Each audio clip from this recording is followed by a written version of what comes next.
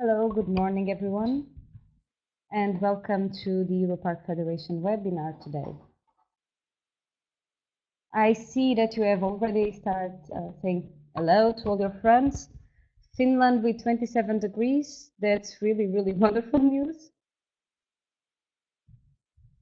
So be comfortable to use our chat box, to ask questions and to interact with the participants from all over Europe. We have participants from Russia, from Finland, from Portugal, from Spain. So there will be a high diversity of people, and I'm sure there will be many more participants joining us today in this EUROPARC webinar. So we'll start our webinar today. We will be looking at peri-urban parks and how we can build green infrastructure around cities. My name is Barbara Pais. I am the Communications and Marketing Manager of the EUROPARC Federation. And I will be with you, supporting you with all technical issues and moderating the questions and answers that we'll have by the end of this webinar. But before we go to the topic, let me just briefly introduce you to the EUROPARC Federation.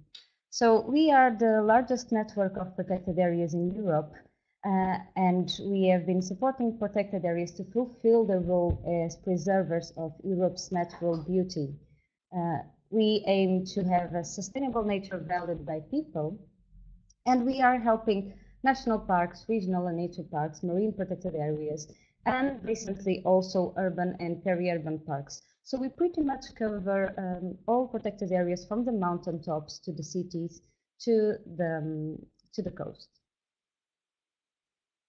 The aim of the EUROPARC Federation is precisely to support parks doing their mission to protect nature.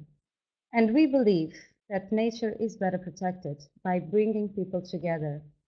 So that's why we monthly organize our webinars, apart from other annual events. But specifically, our webinars give us the opportunity to look at technical aspects of protected area management and to hear inspiration from all over Europe. So we have had already 10 webinars throughout the past year, and all the recordings and presentations are available for download at europarc.org/EuroparcWebinars. Also, the recordings of this webinar will be available tomorrow on our website. So please just enjoy the presentation and don't take too much notes, because tomorrow you will have access to the presentations. The special thing about today's webinar is that we are celebrating the EU Green Week. Every year, the European Commission organizes a week in May to celebrate a specific topic for nature protection. This year, the theme is on green cities for a greener future, and throughout the next week, there will be plenty of activities in Brussels and all over Europe. So our webinar today is a celebration of the Green Cities for a Greener Future initiative, and EUROPARC will also be present in Brussels at the workshop Nature in the City. So if you are interested, or if you are around Brussels next week, you might want to join it on the 23rd of May. Besides, EUROPARC is following the topic on peri-urban issues, and we will be further discussing it at our EUROPARC conference in September in the Cairngorms National Park in Scotland. So this is a pre-invitation to all of you that would like to join.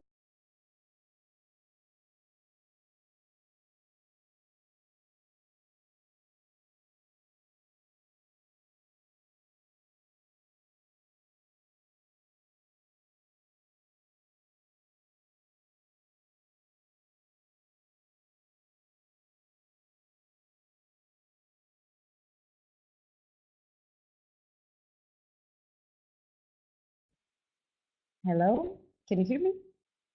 I guess so. I'm sorry, there was a small problem with the connection, but yes, okay.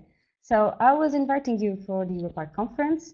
We will be gathering in the Cairngorms National Park, and one of the workshops will be focused on peri-urban parks. So please find all the information on europarc.org, and I hope we can meet you in person in the Cairngorms National Park.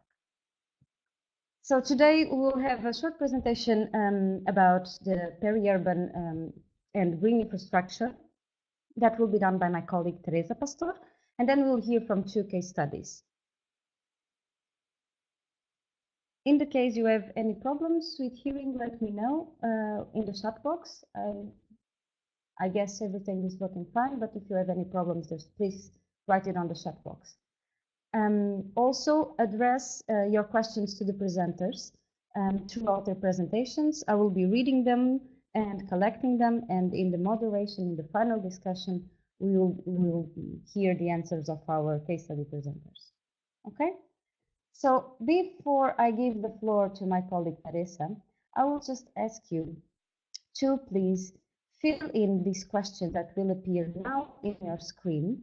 This is just to have an idea of of who you are and how are you working with green infrastructure. Meanwhile, I will answer Julian.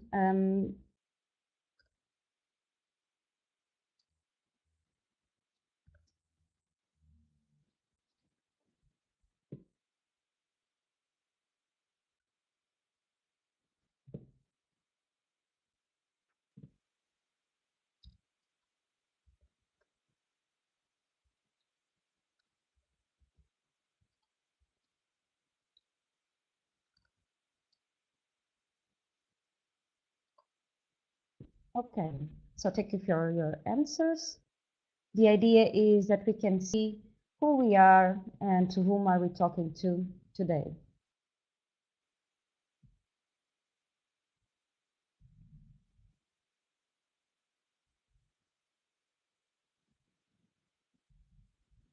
Okay, I will share the results with you. So most of you are not working. Share results. So most of you are not a EUROPARC member, I can see. Hopefully this will change in the next coming month. And most of you are involved at an early stage on the implementation of green infrastructure. And the majority is not really working on the area of land planning, implementation nor management. So hopefully this will be a good inspiration for you for your next work on green infrastructure. I'm sorry, Johan, I didn't want to prevent you from answering, but it's just to have a short overview of the presenters. So now I will give the floor to my colleague Teresa Pastor. Teresa? Yeah. Teresa, good morning to everyone. Teresa is our expert in green infrastructure and in peri-urban parks, and she was previously the coordinator of FEDENATUR, the Federation of Peri-Urban Parks, who has merged into EUROPARC Federation last year. Okay, Teresa, please. Yeah, so good morning to everyone. Today we are bringing to you a webinar organized by the Peri-Urban Commission from EUROPARC. As Barbara said, it was formed last year after the fusion or the integration of FEDENATUR within EUROPARC Federation. This webinar is entitled Peri-Urban Parks, Building Green Infrastructure Around Cities. And so before going any further, I will quickly define what peri-urban parks and green infrastructure means for those who are unfamiliar with these terms. So we refer as peri-urban parks to those protected natural and or rural spaces that are located in the urban-rural fringe. So that is in the outskirts of the city, surrounding the cities. Peri-urban parks are fundamental land pieces that will be useful to start building the green infrastructure around cities. But what is infrastructure? So according to the European Union definition, green infrastructure is a strategically planned network of natural areas like natural 2000 forests and semi-natural areas like rural parks, multifunctional farming, with other environmental features such as green walls, green roofs, hedgerows, etc. All designed and managed to deliver a wide range of ecosystem services. So as you see, green infrastructure is composed by a large variety of types size, and the scale elements. In fact, the concept of green infrastructure is a multiscalar one. We can identify 3 broad geographical scales, which contain different types of elements that should be connected among them, forming a continuum. At the regional and landscape scale, the green infrastructure mainly consists of large protected areas, Natural 2000 sites, and their ecological corridors. At the other end of the range, in the urban scale, where open space is limited, green infrastructure will mainly consist of city parks, street planted trees, green walls, green roofs, green terraces, among others. Today, we will going to focus on the peri-urban scale, which is the intermediate scale, where both urban and landscape scales meet. In this peri-urban scale, very dynamic processes linked to urban sprawl tend to occur. The typical green infrastructure elements found in this area are semi-natural areas, agricultural areas, alluvial plains, and many other green elements devised to connect these different land pieces that will eventually constitute the green infrastructure network. One of the major attractions of the green infrastructure is its ability to perform multiple functions and services on the same place, as opposed to traditional gray infrastructure that usually performs only one function. For instance, green infrastructure can be a forest that would be used for wood and biomass production, but at the same time could constitute a protection against soil erosion and landslides to the city.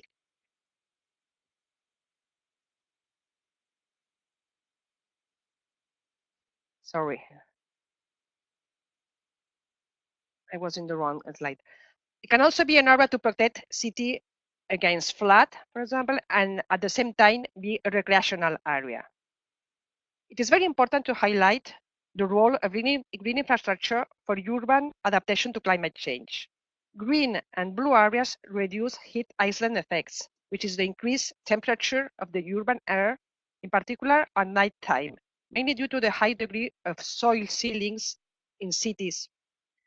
Vegetation provides cooling effects through evapotranspiration and shading, and also purifies the air, reducing pollution. Moreover, green infrastructure supports cultural and social services and strongly contributes to the enhancement of biodiversity. For all these ecological and socioeconomic benefits, green infrastructure, the European Commission adopted in 2013 the European Union Green Infrastructure Strategy, seeking to promote the implementation of green infrastructure at all scales. However, implementing green infrastructure can prove very difficult when it comes to reality, especially in the peri-urban context. In addition to the urban sprawl and the high urban pressure for development, there are other main issues caused by the heavy infrastructure dominating the area, which produces fragmentation of the landscape, the lack or the poor defined borders between the city and the surrounding open space, and the overall degradation in some parts of these areas by illegal occupation or other uses. So today, we will learn from 2 pioneer cities that started a long time ago, well before the EU Green Infrastructure Strategy was approved, to protect some pieces of land around them, which would constitute the peri-urban parks, and that are now trying to connect them with other natural elements. The 2 case studies represented 2 different geographical realities. Vitoria-Gasteiz is a compact city of around 250,000 inhabitants, and the Barcelona metropolitan area, which holds like about 3.2 million inhabitants. So we will first hear about Vitoria-Gasteiz and its green belt, The presentation will be carried out by Juan Carlos Escudero from the Center of Environmental Studies of Vitoria. Please, Juan Carlos, you have the floor. Hi, thank you very much, Teresa, and good morning to all. Yeah, it's for me a real pleasure to be here this morning at this webinar, sharing my presentation with our colleagues from Barcelona and with all of you from different parts of Europe. Thank you very much to the organizers for such opportunity. And yes, I would like to focus my presentation in a success history. A success case this year is celebrating the 25 years since the kickoff of the idea, what is our Greenbelt project. As a basis for a green infrastructure approach, we started working with many years before this concept is becoming so popular. Well, first, briefly, let me introduce our agency, the Environmental Studies Center. It is a municipal autonomous entity whose mission is to look out for the sustainability in Vitoria-Gasteiz. Among the different aims of the institution, we are trying to support the decision-taking for the formulation of more efficient urban and territorial policies, and to analyze the operation of the city as an environmental, social and economic system, and to use this knowledge for a more efficient local and regional planning. Vitoria-Gasteiz, as Teresa has said, is a medium-sized city located at the center of a natural geographical region, made up of an extensive plain surrounded by mountains at the border. The city is located just here. Those mountains connect important reservoirs of biodiversity to the east and to the west, playing an essential role in maintaining the ecological connectivity of the northern Iberia Peninsula, and represent a key link for the configuration of the pan-European ecological network. Regarding the capital city, the city of Vitoria-Gasteiz, as you can see in this stratospheric view, is a really compact city with a clear transition between the urban fabric and the agricultural lands. Its population is around 250,000 and is concentrated mainly in the capital city, while the rest of the population, no more than 2% of the population, around 5,000 inhabitants, are living in small size villages surrounded by an extensive mosaic of woods, rivers, meadows and crop fields. Located within a privileged territory in the municipality of Vitoria-Gasteiz, with a surface area of 276 square kilometers, is the largest municipality in the Basque Country, and contains a large variety of ecological environments with an important biodiversity. And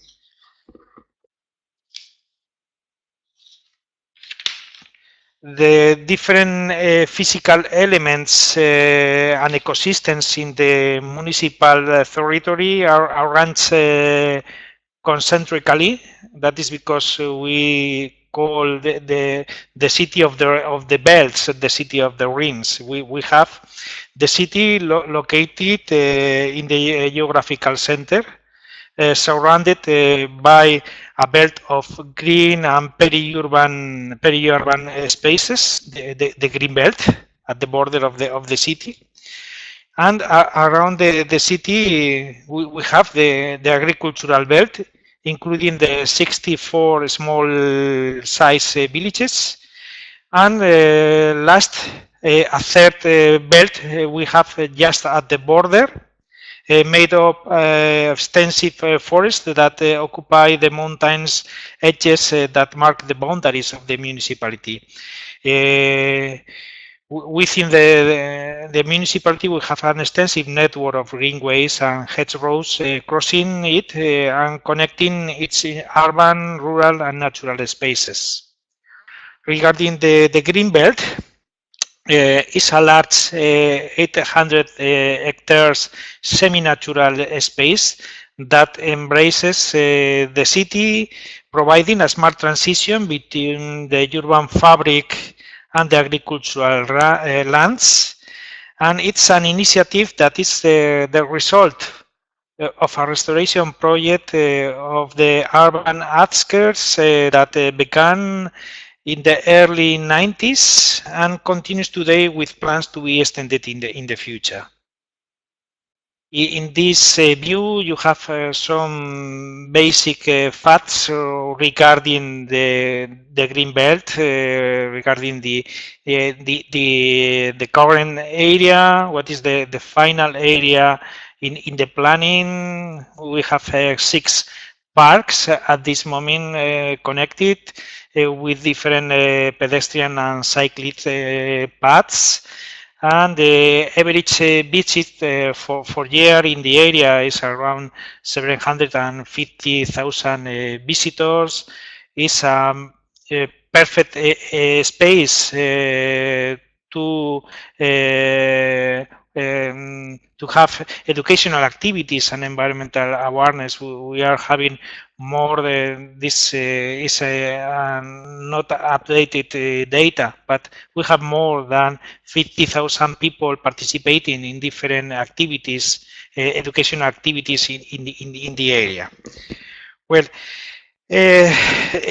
among the different spaces included in the green belt, we have the Salburua wetlands and the river Zadorra, which have been incorporated in the Natura 2000 network as spaces of high nature value. Next to the Salburua wetlands and the Zadorra River, we have the remaining parks that form a natural corridor between the Montes de Vitoria and the river Zadorra to the north, and between the city and the agricultural belt, providing a high level of biodiversity at the city border. Regarding the origin of the project, the idea of Greenbelt came from the early 90s with the aim of dealing with all the issues dealing with the state of degradation of the peripheral areas of the city of Vitoria-Gasteiz. Here you have the cover of a communication we prepared for the second symposium regarding natural spaces in Barcelona in the year 95. That is the first time the concept of the green belt is published on public. There were at this moment we had many areas in the periphery of Vitoria-Gasteiz affected by problems of erosion, fires, gravel pits, landfills, and other degraded spaces that were threatening the survival of the remaining natural areas at the city border. It was decided, in order to solve the existing problems, to start the works to restructure and to take advantage of these clearly residual and undervalued peri-urban spaces. And it was decided to undertake a large-scale project that would provide a solution both for its more developed areas and for its natural spaces.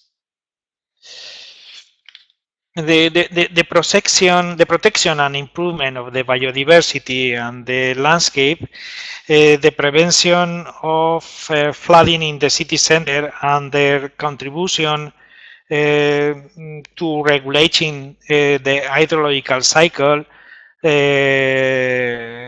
and recreation is offering us in contact with nature and promoting the environmental education and some of the many ecosystem functions and services nowadays provided by the Greenbelt Systems of Park. So we are trying to solve threats using nature-based actions, and here you have some images of the situation we have at the beginning of the project with some floodings in the industrial area we have located in the northeast part of the city, and after the implementation of the final design in the recovery of the Salburua wetland with the storm season, these kind of problems could be possible to be avoided. So it's a clear example of using nature-based actions in order to solve this kind of problems. So it was a really good opportunity to show that a different way to approach the infrastructure design, because at the beginning it was planned to establish a grey infrastructure in order to solve the problem, threatening the conservation of the Rio Zadorra. And finally, with this intervention, according to nature-based design, it was possible to solve those problems at a low-cost approach, but also to recover this natural space just at the border, because this area that is a Ramsar wetland is just located 2 kilometers from the city center. So it was possible to solve different problems with this approach. Well, beyond these basic functions, their true potential resides in the fact that the Greenbelt is a truly green infrastructure of great importance in the ecological framework of the territory, not only at a local but also at a supra-municipal scale. Our nature-based approach tries to support the provision of ecosystem services by the way of promoting those services through actions that facilitate the future ecological connection between the natural spaces and the urban and peri-urban green spaces, reinforcing the ecological framework of the municipality to the very heart of the city through the urban green infrastructure system. So here you have the idealization of the interconnection between the natural systems in the city. To the south, we have the Montes de Vitoria and the corridors going into the city and connecting the south natural areas through the city to the northern areas in the city. So that is the system we are trying to implement. Apart from the Greenbelt, Vitoria-Gasteiz has a balanced distribution of green areas with more than 24 square meters per inhabitant. However, according to our biodiversity conservation strategy, the biological diversity of the flora and fauna of the urban parks has decreased significantly, and such a big offer of green spaces lacks from a green system approach. The green infrastructure strategy tries to support, taking the green belt management as a reference. This way, a number of measures we are trying to implement in order to improve the management of the urban green spaces with the aim of increasing the biodiversity and reducing the irrigation needs and maintenance cost. These kind of measures include the use of native plant species, a reduction in the frequency of grass is cut, the creation of shrub masses and flower meadows, small ponds and dry stone walls, the reduction in nighttime street lighting, and the maintenance of trees with cavities, nesting boxes for bats of birds, or the creation of small masses of dead wood.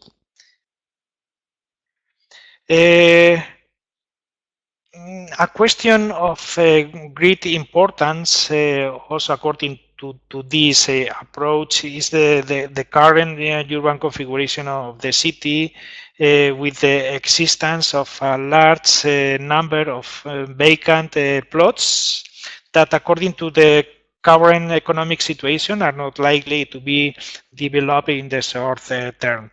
Nowadays, we have more than 500 vacant plots and almost 3 million square meters of land in the city that have been not that had not been developed and remain vacant at this moment. That is really a great problem that generates major threats of a social, economic, and environmental nature. So here you have an example, for instance, in one of the neighborhoods located in the north part of the city, where a pilot approach of green infrastructure development using the vacant plot is undergoing. The potential uses that can be planned in the form of the temporary measures for the vacant plots include those related to the provision of ecosystem goods and services, for example, using it or transforming them into urban vegetable gardens of community gardens.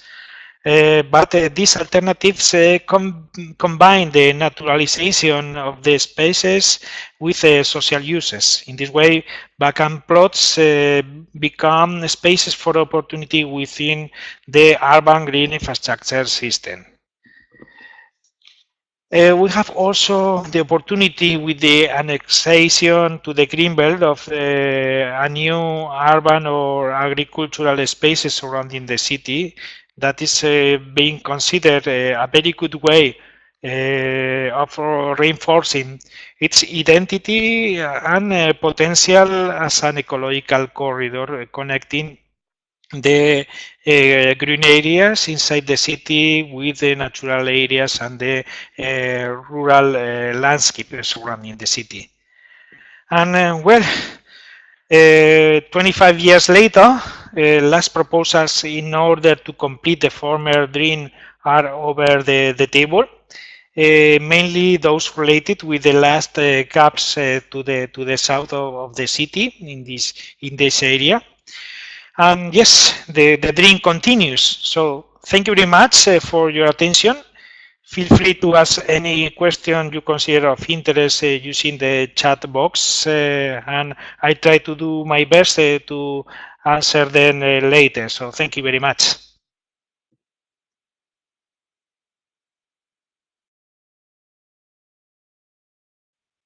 Very much, Juan Carlos Escudero, for your excellent exposition of the Victoria-Gasteiz Greenbelt, which you haven't not mentioned, but help to Victoria to get the Green Capital Award, the European Green Capital Award, some years ago.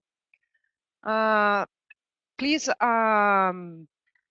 to the attendants that are interested in posing some questions, don't forget to put the name Juan Carlos, so that we can in the chat when you are asking the questions, so that we can afterwards address these questions to him. Since now we're going to give the floor to the second case study, which is Barcelona Green Metropolis, that is going to be presented by Jacob Cirera and then Teresa Gomez Fabra from the Barcelona metropolitan area. Please, Jacob and Teresa, I give you the floor.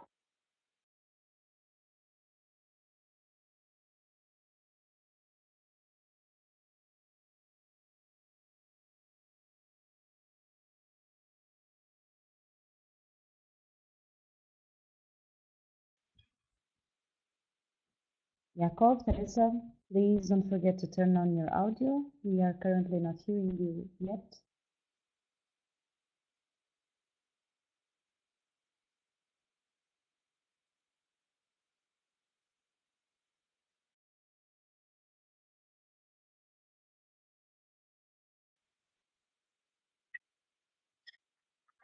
Good morning.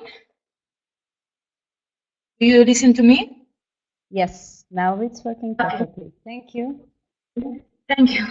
Sorry for the problems. Good morning. We are Jack and Teresa. We are members of the plan provides the opportunity to understand the green infrastructure with each area. It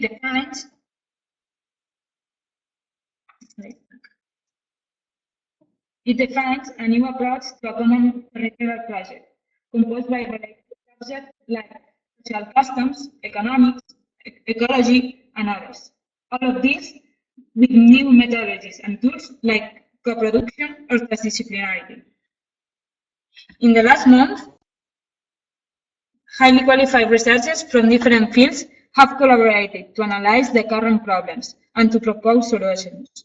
One of these discussions is about the open spaces, which represent the 52% of the metropolitan territory. This green infrastructure is composed by agricultural areas, forests, river vegetation, urban parks, etc. Urbanism was once taught from the urban fabrics model. This master plan changes this vision to the green infrastructure perspective. Barcelona's metropolitan area is located in one of the world's biodiversity hotspots, in the Mediterranean basin. Forests and agricultural areas represent 46% of its area. More than a half of these forest and agricultural areas is considered a habitat of community interest in Europe. Barcelona's metropolitan area lost 75% of its agricultural area in 50 years. In this period, urban and industrial areas tripled their extension. The remaining open spaces that have not been urbanized have increased their forest surface. We focus the presentation on the determinate spaces of this green infrastructure, the fringes. What is the role of the fringes in the green infrastructure? Are fringes an ecological system? This is the question that we would like to answer in the context of the Barcelona's metropolitan area. The interaction between the urban fabrics and the green infrastructure is resolved by the edges. They account for almost 20% of the metropolitan territory. These edges suppose several conflicting cases that urbanism has avoided until now.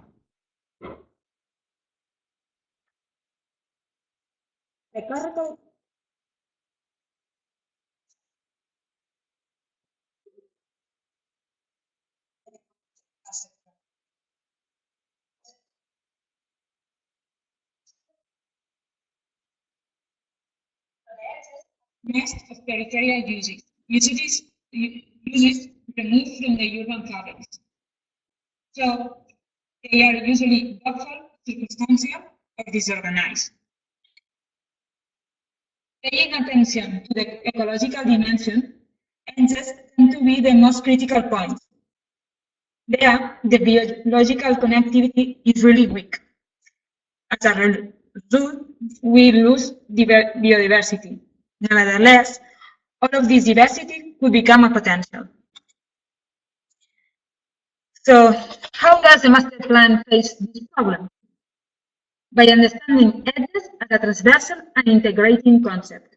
The master plan designed 3 actions, focusing on the interscalarity, and work in 3 species: biophysical, metropolitan, and community space.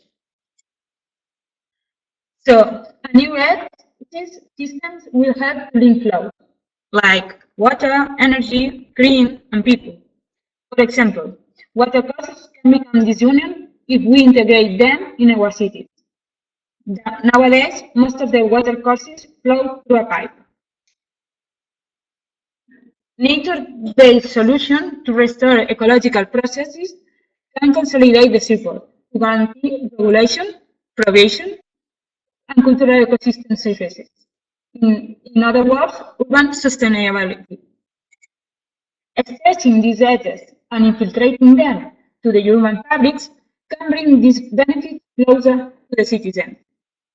Assembling them with project and intensity uses such as cycling or taking risks. Moreover, this network would mean having an access to green infrastructure with 10 minutes walking distance from almost anywhere in the city. Consequently, the green infrastructure gets closer to the citizens. However, most of our metropolitan urban fabrics are turning away from green infrastructure. In fact, each urban fabric merges with the forest in a different way, but all of them with no dialogue. In contrast, the edges must become the transition. Some of these transitions are metropolitan. More than 50% of edges are near a train station, although only 30% of them connect to a pathway. This station could become a transport interchange of sustainable mobility. But they are also the junction of leisure and economic activities, like markets near productive areas and consumers, or spaces to treat the biomass. Some have interaction spaces to add value to the green infrastructure. So, comparing the three actions, adding value, a new system edges with multiple content and its own identity, each observing the sequential relations between urban and nature. We need to arrange them as a node of reference. Second, region infiltration. The edges are not meant to work as a network in themselves, but as a joining agent for their surrounding areas. That contributes to improving the quality of everyday life and to help restructure the landscape. And the last one, enable interaction. The edges become opportunities to share activities, filter flows, and to exchange benefits, providing a new complex, integrating and multifunctional space as a result. In conclusion, the metropolitan area needs a well-structured green infrastructure, and this would be possible only with an edges plan. Using the symbiosis, the edges are the must in any draft agenda. They form part of a common metropolitan project.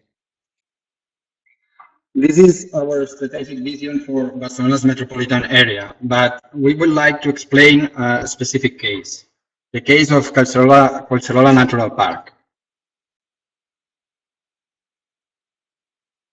From an economic point of view, the ecological functions and processes that generate services can be seen as the supply on the left side.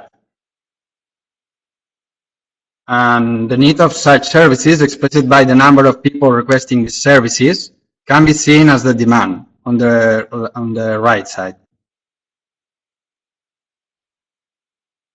3 million people live around Collserola who potentially demand ecosystem services. This demand takes on special relevance at the fringes, where there is greater accessibility. Therefore, there is an enormous demand concentrated in certain areas, especially on the slope facing Barcelona. But what about supply? It is very difficult to quantify supply. How many recreational opportunities can Collserola sustain? Up to what point can Collserola regulate urban microclimate and hydrology? There are some studies that deal with this topic at different scales, but most of them are qualitative studies. One of them is ForestMap. ForestMap studies ecosystem services at the Catalonian scale, Although it includes a quantitative criteria, it's mainly a qualitative study. In this study, Collserola stands out in cultural services such as recreation. A qualitative analysis assesses the role of each natural space. Compared with other metropolitan natural areas, Collserola stands out for its cultural and recreational values, and also for its air quality and erosion regulation.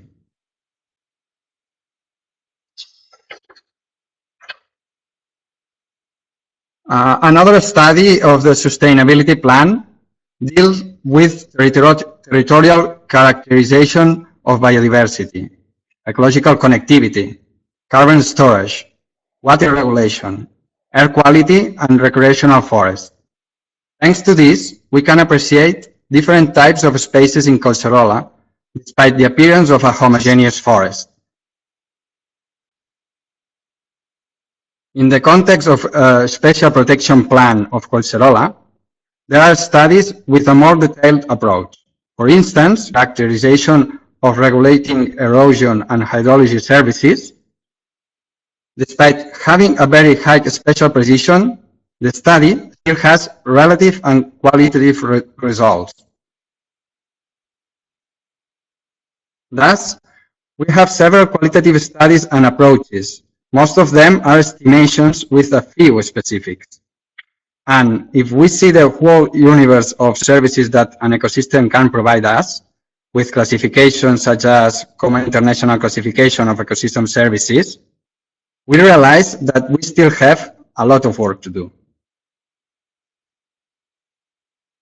Therefore, we cannot rely on these approaches to plan our natural spaces, because planning only for a specific group of services can be biased. Ecological reality is too complex and dynamic at the same time, and in addition, there may be trade-offs between some of these services.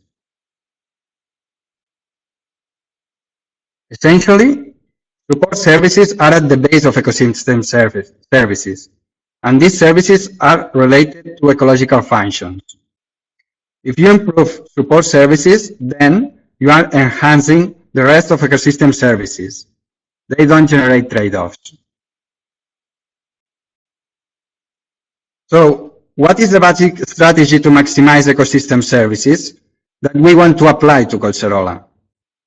This should be the restoration of the functional values to improve ecological connectivity.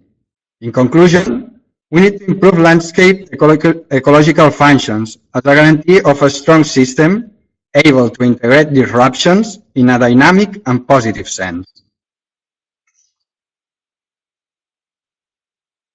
But what is the current situation?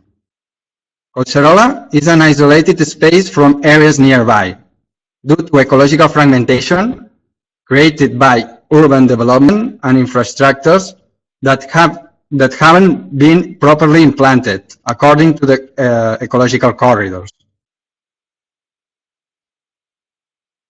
Ecological corridors like creeks and streams that link Collserola with forest and agricultural areas nearby have a perpendicular position with respect to Collserola's boundaries and infrastructures.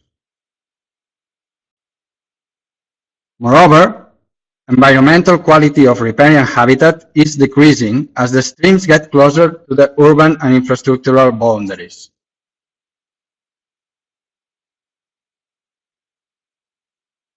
Here we can see the riparian forest quality index of different streams of the Collserola. We have detected 46 critical points for ecological connectivity in Barcelona's metropolitan area. 40% of these points are located at the fringes of Collserola, and all of the critical points associated with the Collserola are located at their fringes. So, the main problems of Collserola's ecological functionality are concentrated at their fringes. Therefore, this is the focus of our strategic planning of this natural space, not only the special protection plan within their limits. So, in conclusion, Can we understand fringes as an ecological system? As we can see, mainly not. First, we have to understand ecological flows and processes. Fringes are the key zones to complete the green infrastructure of Barcelona's metropolitan area and to improve their functionality. Thank you.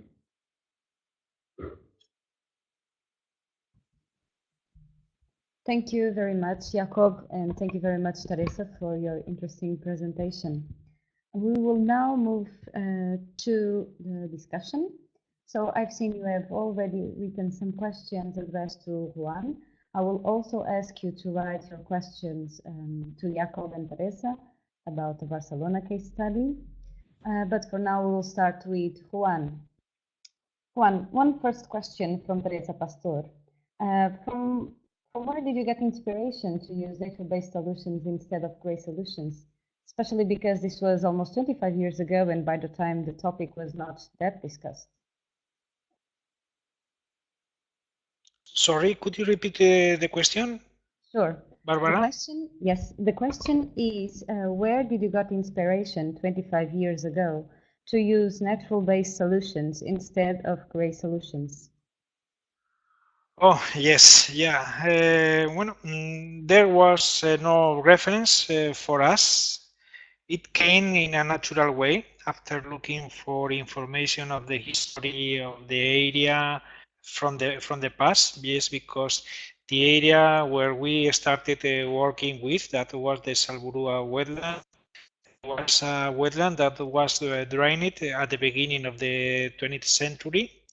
Because of sanitation reasons, dealing with some diseases, and it was clear that in a really low-cost approach, it could be possible to have an alternative to the high investment plans were over the table. So at this moment, we have no reference from other parts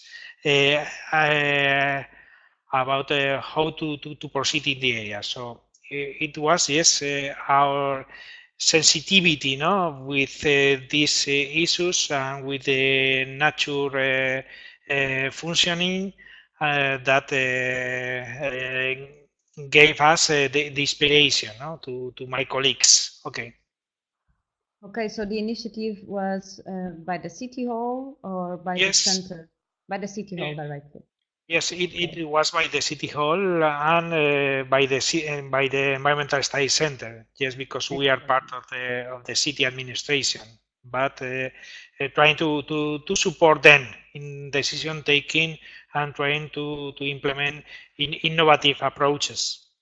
And was there political support? Yes, absolutely. From the very beginning, yes, because for us it was also important to have the chance to get funding from the European Commission, and this way we have the chance to put over the table a final solution and also a great part of the funding to do it. Okay. Addressing the question of Milan, the question was there a legal framework to build this green infrastructure? Or not at this, not at this point? No, not at this moment. So what is true is that it was needed to start adapting the legal framework in order to do it possible. Exactly. So there was also no standards for the percentage of the different green elements. No. So it was totally we are trying to include as much as possible of natural areas because for us it's important because of the services those areas could provide to the city. And at this moment, what is clear is that it's really an advantage taking into account the threats of the climate change for the city. Okay. An interesting question that has just arrived. is about the need for land purchasing. So was this land in the green belt, for example, was this land, did it belong to the city hall, or you needed to buy it? Both of them. Some of the areas belong to the city council or to the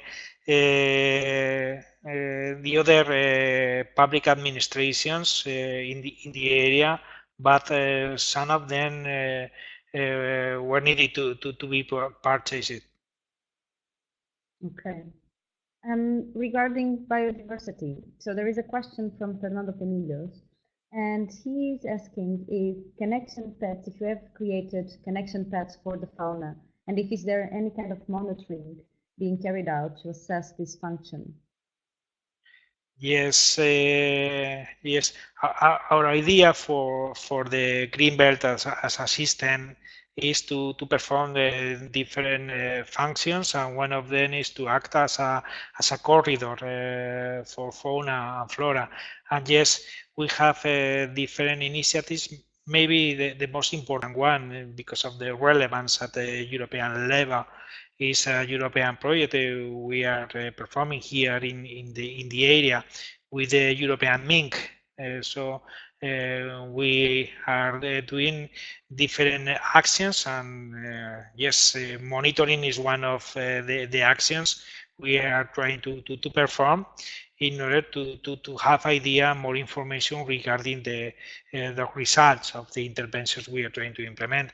But not only from this so scientific approach, but also trying to involve the citizens, because we have established an interesting, really successful citizen science program, different sections. For instance, we have a specific citizen science program for urban birds, for butterflies, for orchids, for soils, and this way we are trying to involve the citizens within the project. Yes, Teresa has said that the European Green Capital Award was obtained for the city after important works by the city. One of them was the Greenbelt project, and during the European Green Capital Award year, in the year 2012, we tried to involve also the population with a very successful and interesting program involving the citizen, for instance, trying to plant more than 250,000 new trees and shrubs in the green belt. So one plant for each inhabitant in Vitoria. Okay, that's wonderful. A citizen science project involving the local community. It's also a very interesting case study. You mentioned in your answer European mink. Can you explain us what mink stands for? Sorry? You mentioned in your answer that you were involved in the European mink. That's what we understood. But could you tell us what mink stands for? Well, we are trying to recover the original habitat for this mammifer, and in collaboration with other administrations here in Spain, and the results are really promising. So we are having couples in the area. We are having new small minks here in the area, trying to combat the American mink, and trying to restore and to improve the habitat for the European, for the original one. Okay, so this is one of the species. And following Jan's question, What about the other issues with biodiversity and changes in species distribution and composition due to future climate change? Is this element being considered? So you are working specifically with the species, but is there any other examples that you can tell us about? Yes, for us, climate change threat is always present, and that is because in our climate change strategy, the part dealing with climate change adaptation is a basic element. And that is because we decided, for instance, to change the way we are managing the green spaces inside the city. Yes, because we have, apart from for the green belt, we have more than 24 square meters per inhabitant of green areas, but it's a pity because when those areas were designed, were established not taking into account the possibility to act as part of a system, no? And what we are trying to implement through different measures within the green infrastructure approach is to try to change the way we are managing the spaces in order to do it more appropriate for the biodiversity in the area, and trying to also to improve the quality of the habitats for them, and trying to diversify the vegetation levels and so on. Yes, it's really present. Okay, thank you very much, Juan. I will now make some questions to Jakob, especially this last one about climate change and biodiversity. Are you taking into consideration climate change in the planning in Barcelona, Jakob? Yeah, we consider that in many ways. Yes, we study the inundations and other variables that have the climate change, and there is a Black Climate that study that more, so we collect these studies to our plan. Okay, and you are facing go. Sorry, I didn't hear you. Go on, Jakob.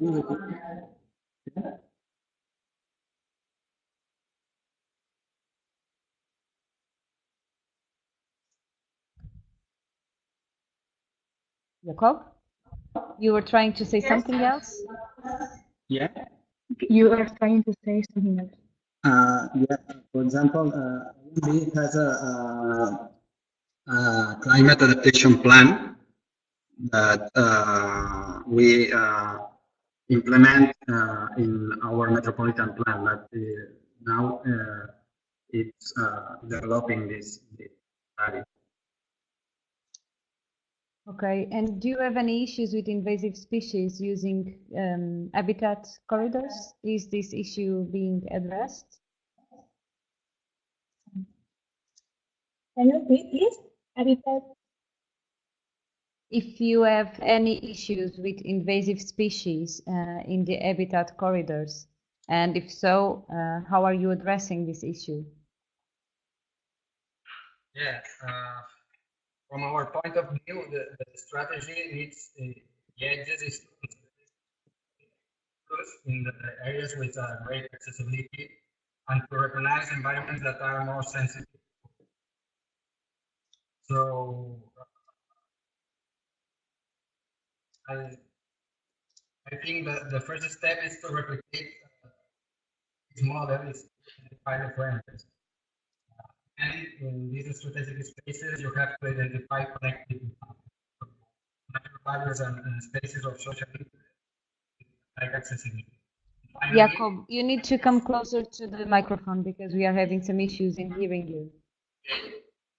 And finally, we have to plan these fringes to complete the ecological network and the social network in a compatible way. So now we are detecting these critical points of interest for ecological connectivity to propose solutions.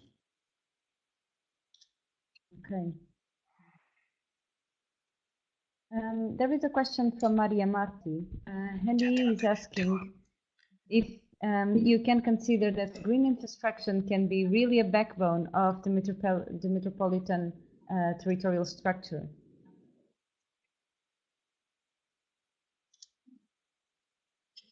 Jakob, did you hear my question? We think so. We think that green infrastructure is the base of the metropolitan territorial plan. So we study first the green infrastructure and then the other topics.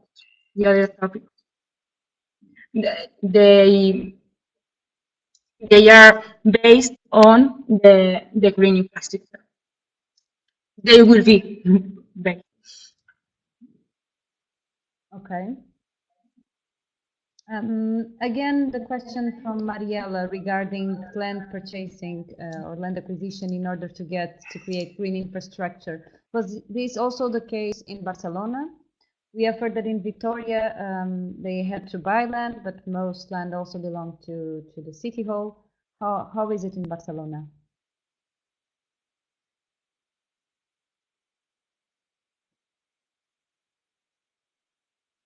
Jakob?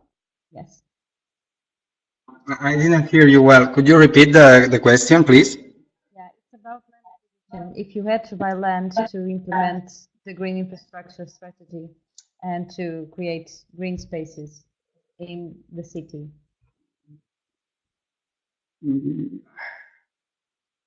Not because this is not our scale. We plan at a territorial scale. So we are working in a global strategy, but we would need to contrast both and think about how to deal with owners. However, the direct contact is in another scale, maybe municipal but not territorial. Okay. And one final question from Francesc. Have you analyzed which are the main trade-offs or even the conflicts in Collserola in terms of ecosystem services beneficiaries? Yeah, in Collserola, the recreational services that we consider in Collserola are services like environmental education, walking, hiking, or services such as cycling or leisure areas, but in a way of compatible with the preservation of the most sensitive natural biomes. We have not analyzed the trade-offs of these services yet, but there is an special protection plan that are developing this topic. So we will collect analysis in our metropolitan plan. Okay, there is one question from Ivana, and she is asking if you could tell us about the process that Barcelona municipality has undertook to become a green metropolis, and especially regarding the challenges of implementation and the costs of implementation. And please come closer to your microphone again, because we had some issues in the last question.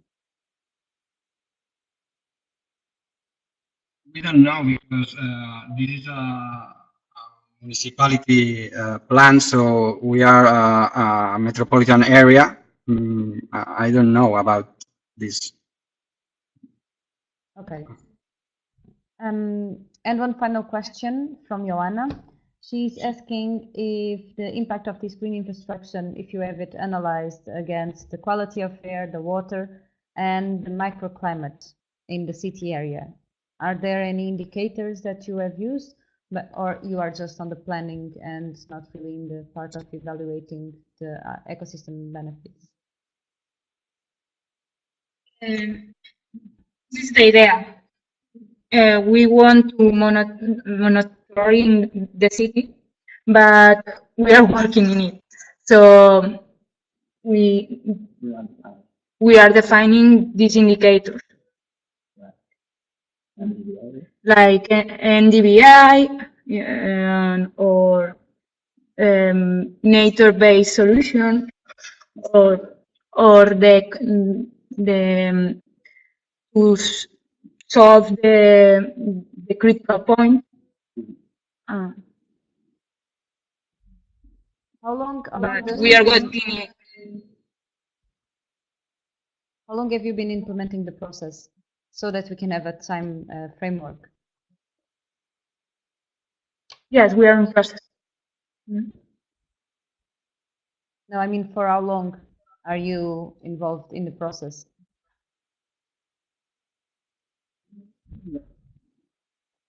But you have to understand that we are working in a metropolitan plan, a master plan. So we define the strategies to resolve these problems, but to develop these strategies,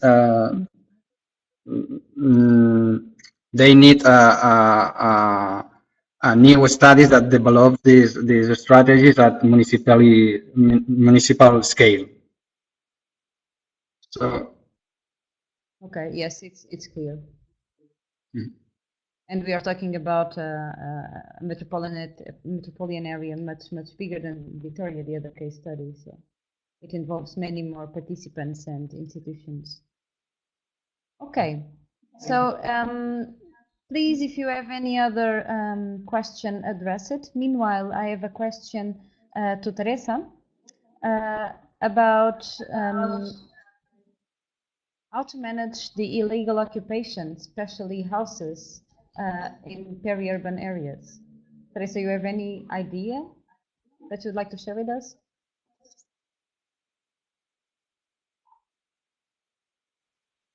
Of course, this is a very, very difficult question and really depends on the volunteer, the will of the municipalities involved. I mean, I can talk about what I know, which is Colserola. And then there has been an issue that has taken quite a long time, but it has been solved with the participation of the municipalities and having eventually to remove the people occupying illegally these areas. But it's not an easy issue because there are social and environmental issues coming together. So it depends on the decision made by the politicians or the decision makers how to address this and to find a solution for the people that were occupying illegally this area. Okay, thank you, Teresa. So as I see there are not many questions more, I would just make a short overview of our webinar today. So we have heard how we can implement nature-based solutions in and around cities to improve the livelihoods of the city inhabitants. So from Victoria, we have heard an incredible project with 25 years. So congratulations, Juan, for the implementation of this interesting project. We have seen how they are increasing biodiversity, how they are improving the livelihoods, how they are improving air, water, and life quality, and also how they are involving their community with education and with citizen science projects. On the other hand, from Barcelona, of course, a different dimension, a different scale, and a different range of problems to be solved. We are seeing, we have heard how they are addressing at a micro scale the planning of the green infrastructure around the city, but also how their idea on how to work with the fringes can be the key solution to complete the green area infrastructure. And we have also heard the case from EUROPARC and how they are also working to improve green economy and ecosystem services. Having said this, I would like to thank very much to the EUROPARC Peri-Urban Commission and to Teresa Pastor, who have organized this webinar and selected the brilliant case studies that we have had here today. And I also want to thank you to Juan Carlos, Jacob, and Teresa for their excellent case studies presentation. Before you go, I just would like to invite you to our next EUROPARC webinar, which will be next week on the European Day of Parks, the 24th of May.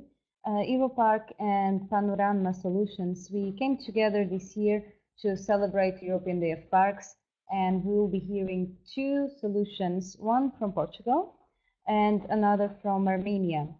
So the right opposites of Europe, and we'll hear two solutions focused on biodiversity conservation to a special focus on species management. So you are all invited to attend on the 24th of May at 11:30. And I would like to thank you, all of you who have participated. I hope you have enjoyed. I hope you took some inspiration and some good practice to implement in your protected areas or in your professional work. The recording of this webinar and the presentations will be available soon and will also be sent to your email. And I hope to see you soon. Thank you very much. And yeah, until the next EUROPARC webinar. Goodbye.